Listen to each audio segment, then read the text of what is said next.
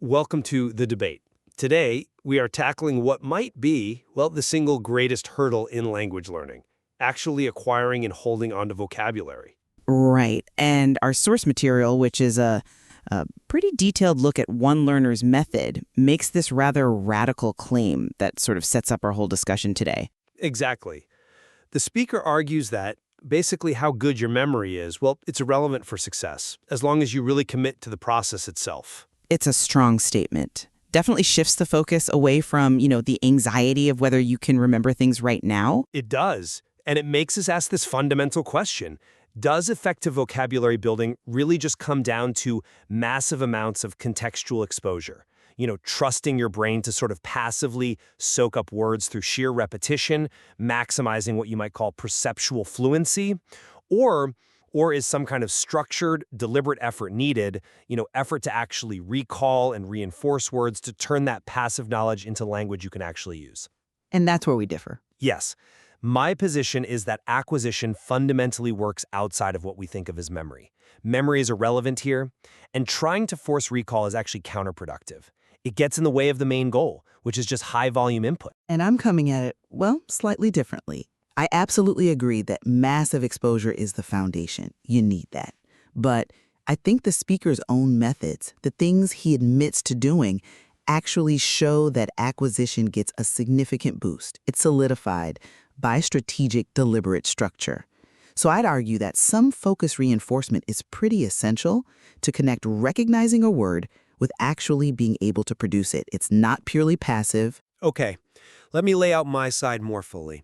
The core of my position, it's really philosophical. It's rooted in avoiding that feeling of failure.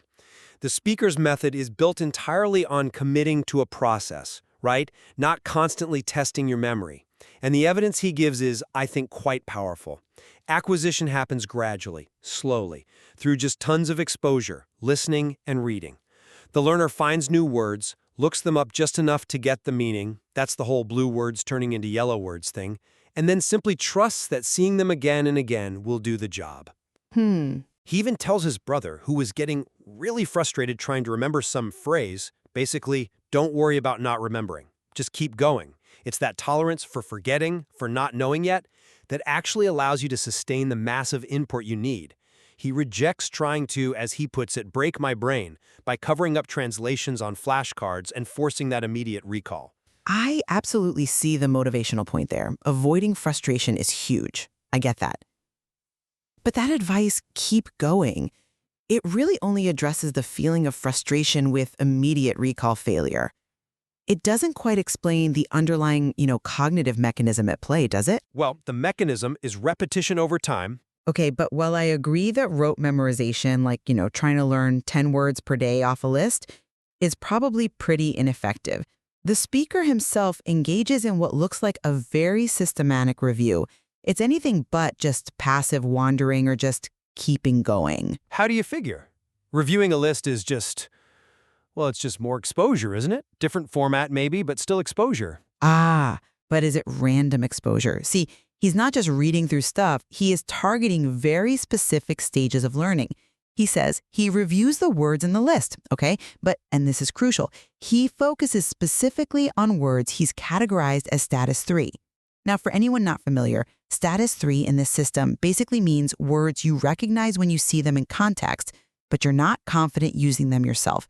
They're kind of on the edge of being truly known. Right. Familiar but not solid. Exactly. And he manually selects these status 3 words with the specific goal of moving them to the known status. He actively tries to, in his words, fill my known word count. That sounds like a very targeted intervention designed to speed up consolidation, not just, letting the words wash over him passively. I'm still not totally convinced that changing a status label in a system is fundamentally different from just getting another look at the word. The brain's going to make those connections eventually, right? With enough input. Maybe, but the structure he describes goes deeper than just managing a list. He also talks about deliberately looking at his saved words in alphabetical order specifically to spot common prefixes. He notes that this can help. Now that's focused attention on morphology, the structure inside the words themselves. That's not passive. It speeds things up because recognizing roots and prefixes helps you decode faster, lets your brain predict meaning based on patterns it's learning, instead of just waiting potentially years for context alone to build that understanding organically. That feels like active steering to me, not just drifting along. Okay, let's zero in on the real disagreement here. Is active recall necessary, or is the freedom of just continuous exposure enough? The frustration, the inherent difficulty in testing yourself, which you need for recall, that's the biggest barrier to getting the sheer volume that the exposure model relies on. If a learner quits because they feel like a failure every time they forget something, well, the whole process breaks down. My approach, based on the speaker, maximizes potential by prioritizing volume. As he says, the more words you have, even passively, the better your potential will be. Just accumulating those passive words feeds the network, lets the brain handle the deeper connections later. It often even adds related word forms, like different verb endings, automatically, without you even looking them up explicitly. That's a strong point about the psychology, about motivation. But we need to be clear about the difference between passive knowledge and active knowledge. You seem to be framing any recall effort as being the same as, like, bad, frustrating rote memorization. But successful language use requires retrieval strength, not just recognition strength. You need to be able to pull the word out when you need it. The speaker himself admits that just looking up a word, procuro para entender o significado, doesn't mean he can actually use it, or even that he won't have to look it up again and again. So if the ultimate goal is communication, actually speaking or writing, then surely some kind of deliberate effort has to bridge that massive gap between just recognizing a word on a page and retrieving it for spontaneous use. A purely passive system risks creating this huge vocabulary that you recognize but can barely access when you need to speak. But that passive volume is the engine. You're suggesting learners should sacrifice high-yield input time, reading, listening, for what might be low-yield drilling time. If you spend ages trying to nail down, as you said, a few specific words into active memory, you dramatically cut down the time you could be spending acquiring hundreds more passively. The philosophy here is probabilistic. Sheer quantity of input will eventually force the necessary connections without all the stress of testing yourself. To how we interpret his review methods. When he focuses specifically on those status 3 words, or when he checks prefixes alphabetically, that looks like a controlled, deliberate intervention aimed at speeding up learning. The contradiction seems pretty stark to me. If acquisition was purely organic, purely passive, why would he even need this elaborate system of word statuses? Why manually select words to push them over the line into known just to boost his word count statistic? That kind of structured review seems like the opposite of just continuing to walk. It feels like a conscious effort to turn knowing about the word into knowing how to use the word. Okay, but I still maintain those methods are designed to enhance exposure, not force recall. We have to make that distinction. Structural review versus forced retrieval. He explicitly rejects trying to think what it means when looking at flashcards by, say, covering the definition. He keeps all the information visible. It's still, in his view, all just exposure. Reviewing prefixes, moving words from status 3. That's just giving the brain another angle, a different kind of exposure, maybe contextual, maybe structural. It's like reorganizing the input, trusting that this different, more organized view, maybe alphabetical, maybe morphological, will help the word gradually fit in without that stressful memory test. That distinction, I think, is absolutely key. It's a clever distinction, I'll grant you, but I just don't quite buy that the act of prioritizing specific words he's already marked as familiar, remember, status 3, and then reviewing them specifically to manipulate a statistic, his known word count. I don't see how that's simply another angle of exposure. If the word is already familiar, the contextual exposure has already happened, probably multiple times. So the reason for that specific review must be something else.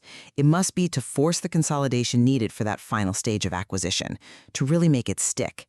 If the brain could just handle that final step organically from continued random exposure, then systematically picking out status 3 words would be, well, it would be redundant, wouldn't it? The structure seems like a strategic acknowledgement that passive exposure alone isn't always enough to cement a word as actively known. All right, let's talk about effectiveness then, because this is really where our views split. For the high-volume exposure advocate, effectiveness is measured by maximum throughput, maximum efficiency. It's about accumulating the biggest possible passive vocabulary, like the speaker says, gradually going down and seeing the statistics increase. The method is effective because it lets you spend the maximum time on high-yield activities, massive input, rather than getting bogged down in low-yield tasks like trying to nail them down through stressful, immediate recall practice. The measure of success is volume, which directly fuels reading comprehension and overall understanding. But surely true effectiveness has to consider the utility of the language in the end. If we're talking about using the language in the real world, effectiveness has to account for the gap between passive recognition and active production. The speaker's criticism of trying to really make sure you can use them, well, that seems problematic to me because usability is the goal for most language learners, isn't it? Well, understanding comes first. Of course, but the pure exposure model risks hitting this activation threshold problem. You build this enormous passive base, but find it incredibly difficult to access when you actually try to speak or write. That limits your communicative effectiveness. That massive base needs sort of a bridge to the parts of the brain that handle output. And I think focused, structured practice, like the kind he seems to be doing with his status 3 words, provides that necessary component. It helps make the leap to active use. It turns potential energy into kinetic energy, if you like. It transforms potential into actual realized skill. But we have to trust the brain's incredible power for pattern recognition here.